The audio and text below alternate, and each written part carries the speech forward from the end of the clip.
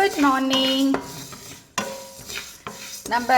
இப்போ நம்ம ரசம் ப்ரீமிக்ஸ் பண்ண போகிறோம். இந்த ரசம் ப்ரீமிக்ஸ் நம்ம கிட்ட இருந்ததுன்னா ரொம்ப ஹேண்டியாக இருக்கும். டக்குன்னு நம்ம ஒரு சாதம் வச்சு ஒரு ரசம் வைக்கணும் அப்படின்னா 2 மினிட்ஸில் இந்த ரசம் ஆகிடும். செகண்ட் நம்மளுக்கு நைட் குழம்பெல்லாம் இருக்குது, பஸ்டில் ஒரு சூடாக ஒரு ரசம் சாதம் சாப்பிட்லாம் அப்படின்னா இதெல்லாம் ரொம்ப யோசிக்கவே வேண்டாம். தட்டை வச்சுட்டு கூட 2 நிமிஷத்தில் இந்த ரசத்தை ரெடி பண்ணிடலாம்.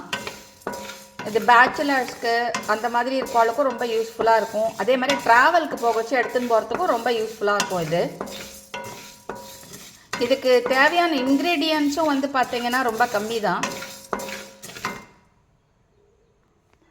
இதுக்கு 1 கப்பு துவரம்பருப்பு எடுத்துருக்கோன்னா 1 கப் தனியாக அது வறுபட்டுருக்கு. இப்போ அதோடு 1/2 கப்பு மிளகு, 1/2 கப்பு ஜீரகம், கருவேப்பிலை நல்லா ஒரு கையில் அழுத்தி பிடிச்ச மாதிரி ஒரு கருவேப்பிலை நல்லா வாஷ் பண்ணி இது பண்ணி வச்சுக்கணும். ஒரு சின்ன எலுமிச்சம்பழம் அளவுக்கு புளி.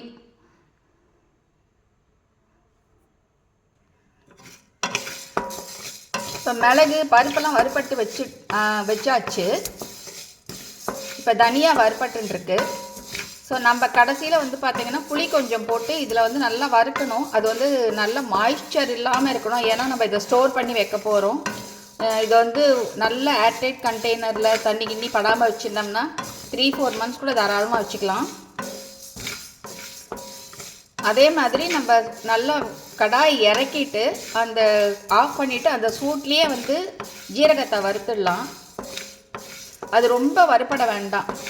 அந்த சூட்டில் போட்ட உடனே உங்களுக்கு அந்த ஸ்மெல் வர ஆரம்பிச்சிடும். அது போரும். அதுக்கு இதெல்லாம் நல்லா ஆறிட்டு அரைப்படைச்சா பார்த்திங்கன்னா நம்ம இதுக்கு 1 டேபிள் ஸ்பூன் அளவுக்கு மஞ்சள் பொடியும் பெருங்காயப்பொடி தேவையான அளவுக்கு ஆட் பண்ணி இதை நல்லா அரைச்சி வச்சுக்க வேண்டியது தான்.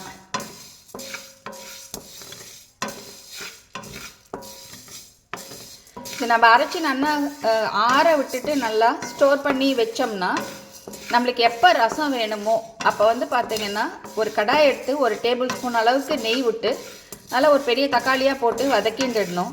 சில பேருக்கு தக்காளி நல்லா ஸ்மாஷியாக இருந்தால் தான் பிடிக்கும். அந்த மாதிரி ஸ்மாஷியாக வதக்கிட்டு அதுக்கப்புறம் இதை ஒரு 2 டேபிள் ஸ்பூன் போட்டு ஒரு 2 டம்ளர் தண்ணி கொட்டி உப்பு போட்டு வெல்லம் போட்டுக்கலாம். அது அவாவா சாய்ஸ் தான்.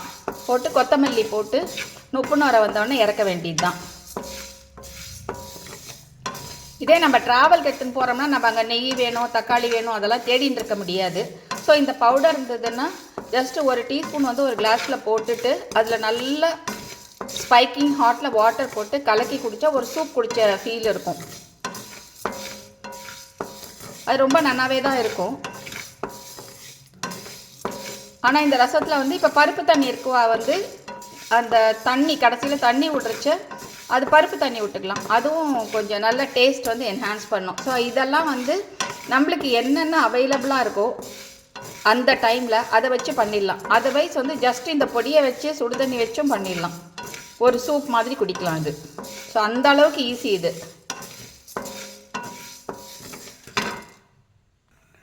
இப்போ தனியாகவும் நல்லா வறுபட்டுருது, நல்ல வாசனை வருது.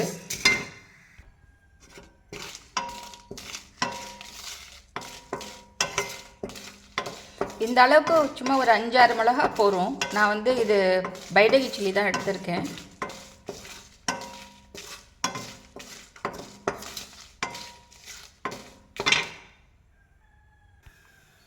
இப்போ நான் எடுத்த புளியை இப்போ உதுத்து போட்டு வச்சுருக்கேன். ஸ்டவ் மீடியமில் இருக்குது.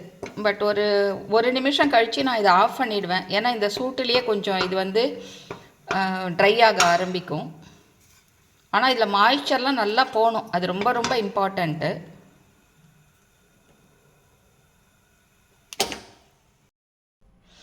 இப்போ எல்லா பொருளையும் நல்லா வறுத்தெடுத்தாச்சு. ஜீரகம் மட்டும் அந்த சூடான கடாயில் போட்டு வச்சுருக்கேன். புளியும் நல்லா சுக்காவாக வறுபட்டுருது. இப்போ இது எல்லாம் நல்லா ஆறின உடனே இதோட ஒரு 2 டேபிள் ஸ்பூன் மஞ்சள் பொடியும் போட்டு அரைச்சி எடுத்து வச்சுட்டா நம்மளோட ரசம் ப்ரீமிக்ஸ் ரெடி. எப்போ வேணாலும் ரசம் உடனே பண்ணலாம் 2 நிமிஷத்தில். தேங்க்யூ.